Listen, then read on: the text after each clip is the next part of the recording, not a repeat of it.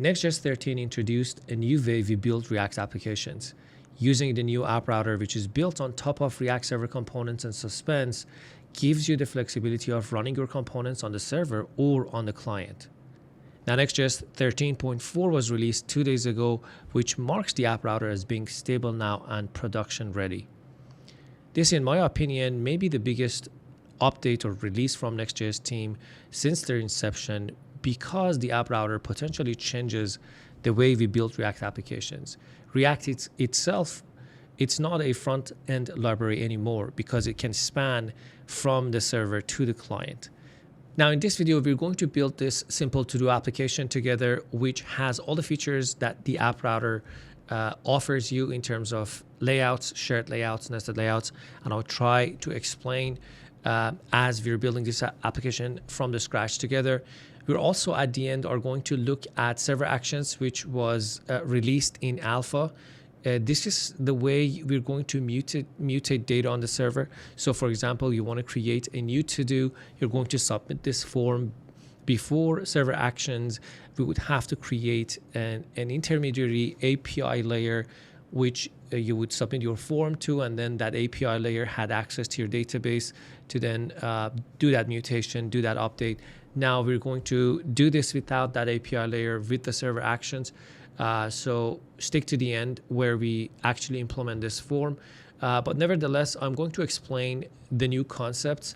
If you have watched the videos on the channel, where I introduced the new app router and the concepts in NextJs 13, you might already be familiar with it, so you can skip ahead to the server action side.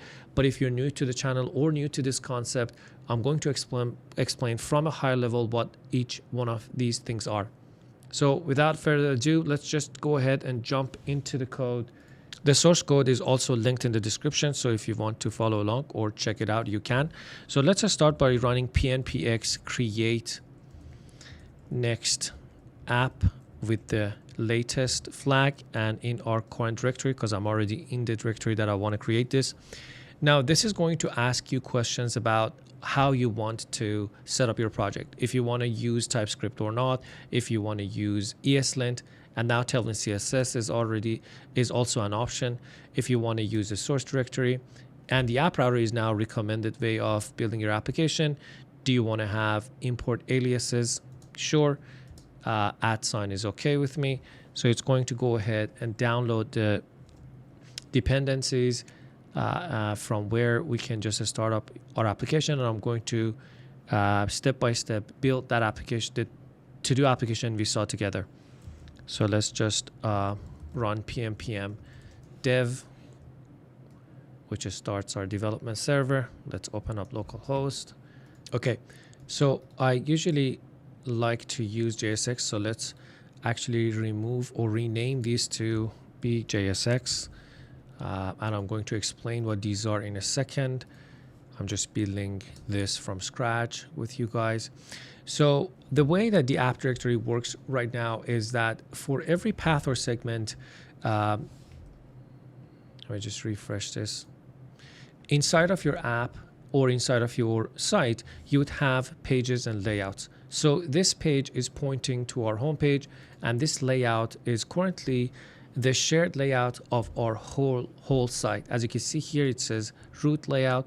And all it does is that it's rendering HTML and body, which wraps the children. These children are going to be all the pages that we render, which is going to be then plugged into this root layout, which is a shared layout of our site. Now, if you wanted to do something similar in the pages directory in NextJs 12, you would have to define a custom layout yourself and then wrap your page components with it. It was hard to do layouts or nested layouts there.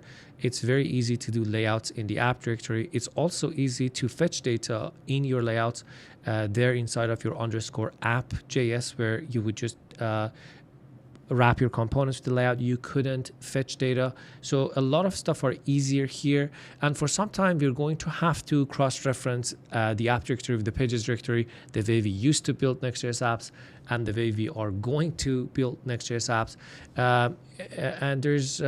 And that's okay, because the majority of the apps you're going to see out there I'm assuming they're still going to be using the pages directory because this is so new from this point on that this is production ready. I expect more code bases to start migrating partially to the app directory. The other problem that I found is some of the third-party packages don't yet support this use client directive or the new app router.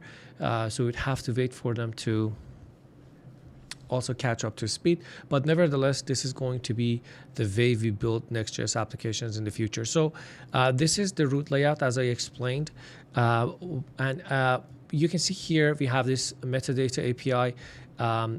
This is for your metadata, page metadata. I have a dedicated video on the channel for this. There hasn't been any change with this new release, so you can just refer to that. I'm going to link it in the card somewhere, so you can watch that video to know how to do metadata in different layouts, pages, or even your dynamic pages. There's also the new way of using fonts in Next.js 13 with this Next font package, where you can use all the Google fonts or a local font that you have in an optimized way. Again, there is a video on the channel that I will link it in the card if you want to learn more about these specific features. Now let's go to the page and actually delete everything that we have over here. So if you're starting from a blank slate over here, let me just copy some code over here and paste it as my code. So this is going to be our Next.js application. Let me just also add a prettier RC where I can change the way that prettier is formatting my code here real quick. So bear with me for a second. I decided to build this from scratch so you can follow along with me over here. So let's go to Tailwind actually and extend our Tailwind with this container class that I usually have to center stuff. So we're going to extend container and we're going to get rid of stuff that Vercel actually added to this. And I'm going to go to my global CSS. So this is where you would define your CSS. So as you can see, Tailwind is already defined and we have the Tailwind directives and utilities already defined here. So with that out of the way, back to our homepage, we have this Hello Next.js 13, which is what we have added here. So let's go back to our layout and start adding some stuff over here so that we can see a layout like a header and a footer and a shared layout between all of our pages. So I'm going to go to the app. Let's just create a components folder over here. I'm going to define a header.jsx and inside of it, let's just import this header. All I'm importing here is just a header component that renders some links to homepage and to a to-do page. So I have that for now. I'm going to also add a footer component, footer.jsx. So bear with me while I also copy this one so you don't have to watch me type this. And now what we're going to do is we're going to go back to our layout. And inside of our layout, what we want to do over here in the body is now I want to render this header component we just created. And I'm going to wrap this in a main tag.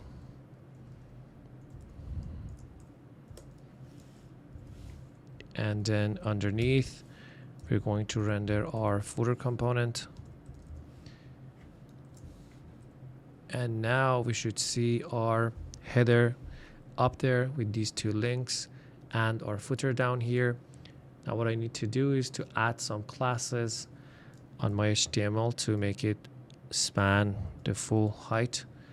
So my footer goes down there. So all I'm doing here is just give it minimum height. So as you can see here, we now have this root layout which is shared between all of the pages of our site. Now if I go ahead and create this to-dos path to do that, I have to create a new folder called todos, and inside of it we have to put in a page.jsx, which represents the component that renders that page. Okay, let's copy the code over here and see what we need over here. We don't need this link anymore. Let me just comment this new form to do out for now. I'm going to explain what it is later when we get to server actions.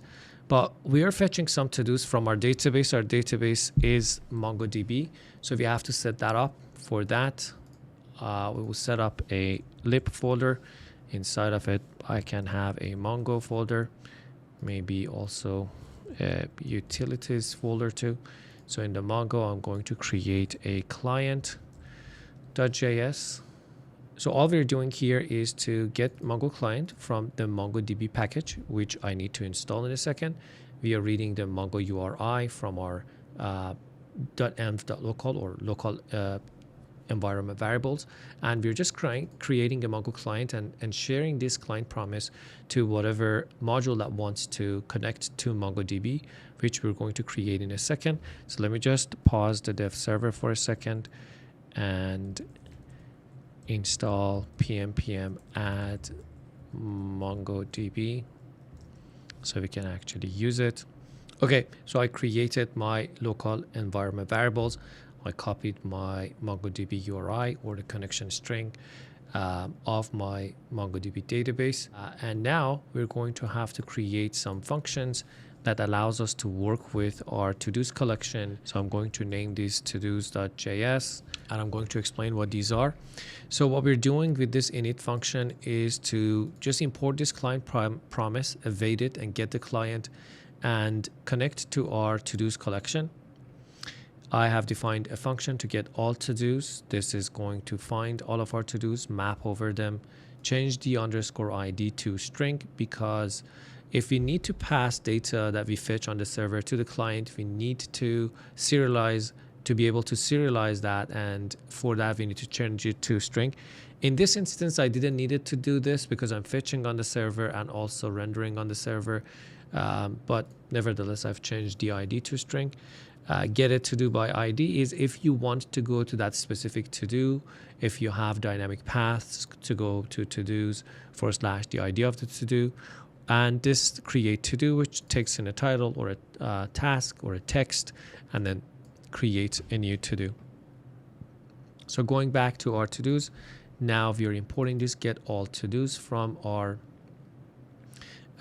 library, which then connects to our database, fetches our to-dos, passes them down there and loops over them, and for each one is going to show their title. So let me just save this and this should work. Let me just close this guys off because we don't need them anymore. If I go to the to-dos path, hopefully we should see our to-dos. There you go.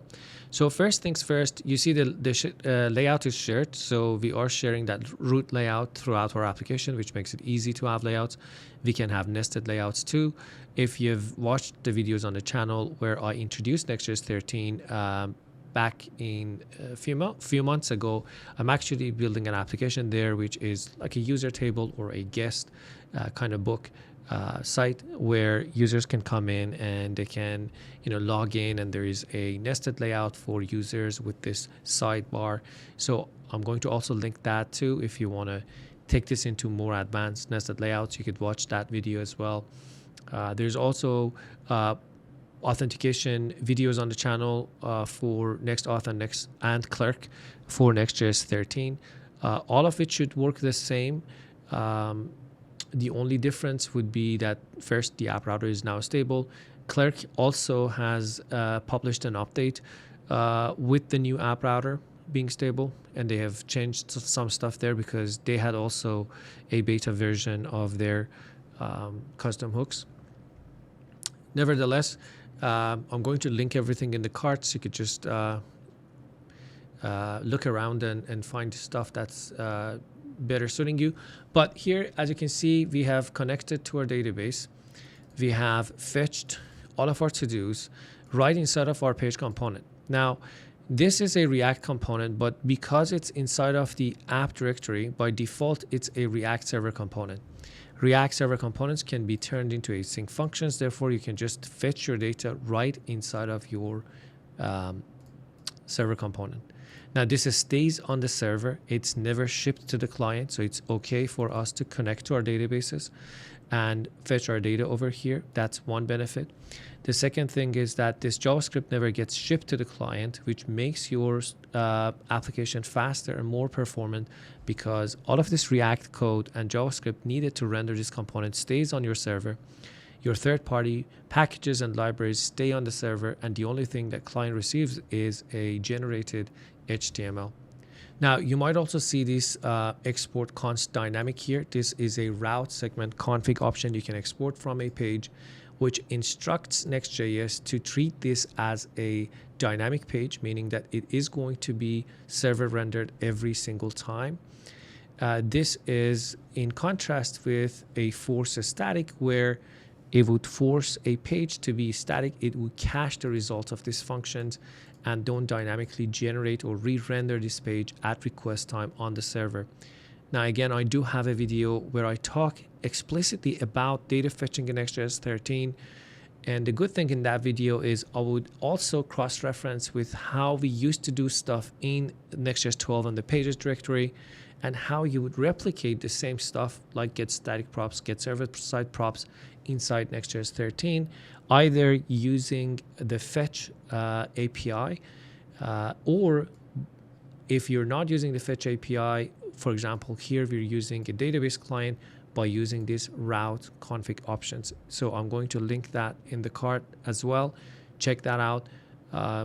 It's about an hour. It's a longer video. It's actually a to-do app, but watching that will make you understand how to transition from NextJs 12 to NextJs 13. But also, if you're new to this whole concept of the app router, that video is still useful, because you would learn how to do dynamic rendering, static rendering, how to cache your results of fetch or this request you're making to your database or your CMS, how to revalidate data, incremental static regeneration. We talk about all of that inside of that video.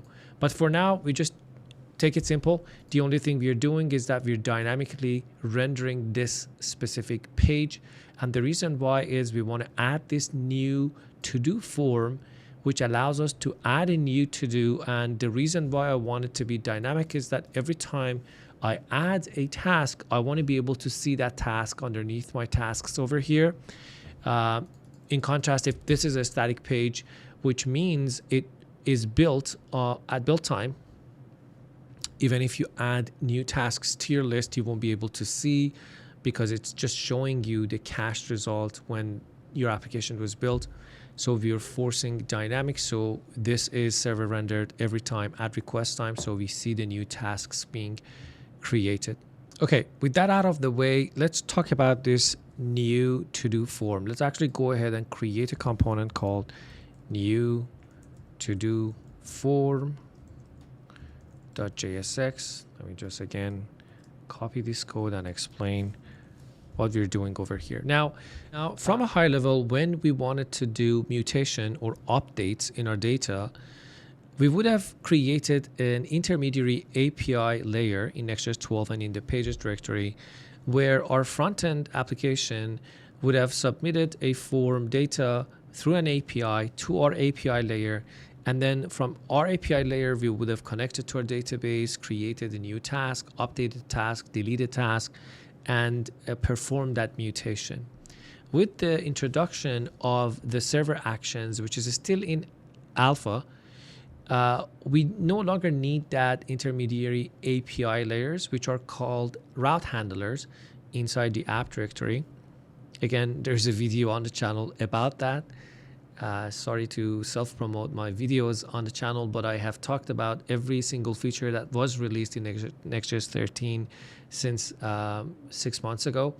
Nevertheless, there is no need for an intermediary API layer in between your front-end application and your server. You could just directly perform those actions on your server. And the way you would do them is with these actions. So as you can see here, I have a form. This is a client component with the use of this use client. So anytime you need to use a React hook, you need to use a client component, and the way that you instruct Next.js that this is a client component is with this use client directive. I'm using useRef because I want to reset this form after you create a new task. And I am defining an action for this form. And this action can be any asynchronous function that you can define over here. As you can see, I'm creating a client action over here. It receives the form data, and the form data is going to contain the value that this input text has. This is a button, and this is an input type text. It has a name. So on this form data, there's going to be a property named title that I can read. So what I'm doing here is I'm calling this create function, which I'm importing from my actions. So this is what's new and what's exciting over here. I'm going to create a new file called actions, and this is the convention to define actions. So inside of my actions, I'm going to use the use server directive like so, meaning that these functions and files has to only run on the server. And as you can see here, I've created an async function, and I'm exporting this create asynchronous function that receives form data. And what it does is it reads the title from this form data. It calls this create to do from our library, our MongoDB. So inside of our MongoDB, we created this function that takes in the title and creates a record in our collection or a document in our collection. Okay, so we created a new task in our collection. And next, we're going to call this revalidate path /todos, which revalidates this path, meaning that it will refetch our to-dos because we now have a new task, a new to-do that we want to show on the page. So we just save this and go back here and actually comment this back in. And with this addition, we should be able to see our form over here. Now, before we can use this form, we have to add the experimental flag for server actions to our next config. Let me just close all these files real quick, go to our next config.js, and we have to add the experimental flag here, which is an object, and then we're going to have server actions marked as true. This is going to refresh our app, but I would rather to restart my dev server. With that said, if I now go to my form and actually create an 8 to-do task and hit enter, now as you can see, this 8 task was added to the list, all with the use of server actions. Let's look at what we've done so far one more time. So all we're doing here is that we're having a form. On the form, we don't have any handle submit that talks to an API layer from where we would just talk to our database and do the update or the mutation. Instead, we're calling actions or server actions, which are functions that run on our server directly from our client-side component. Now, you can have these forms or this whole component as a server component too. It doesn't need to necessarily be a client component to be able to run these actions. The only reason why I use the client component is that I wanted to reset this form after you add a new task, so therefore it clears out the text. So if I'm adding another one, 9th to-do task, it just clears out this form. That's all that's why I'm using a client component. Now, for example, if I was redirecting to a different page after a new task is created, maybe I would have redirected you to that specific task's page. I didn't need to necessarily use a client-side component because I didn't need to use this useRef hook. Nevertheless, you could use server actions inside server components. You can use server actions inside client components, as you can see here. And the convention is to define your actions in a file with this use server directive up top, which indicates to Next.js that these are only meant to run on the server. You cannot define your actions inside of the client components, but you can import them just as I did. So you can call them from inside your client-side components, but you have to define them on the server side, and they're going to run on the server side. Basically, server actions are functions that run on the server, and you can call them from server or from the client. Now, this was a simple application we built together to showcase the new features of the app router and also the server actions, which allow you to mutate data directly in your server instead of having to create an intermediary API layer. I recommend checking out the new docs the beta docs is now merged back into the stable docs. So as you can see here, you have this using app router toggle. You can go back to the pages directory or toggle back to the app router. I highly recommend you check the documentation. I think the NextJs team has done an amazing job of explaining this new paradigm of building React applications with the React server components, client components, suspense, data fetching, and whatnot. I also have a ton of videos on the channel, basically since the inception of NextJs 13 and any release thereafter. You can find a dedicated video on the channel explaining the new features inside the app router. If you want to take your skills even further and become an expert in building applications with NextJs 13, check out my NextJs course. There's a link in the description. If you have any questions, hit me up in the comments and I will see you in the next one. Bye-bye.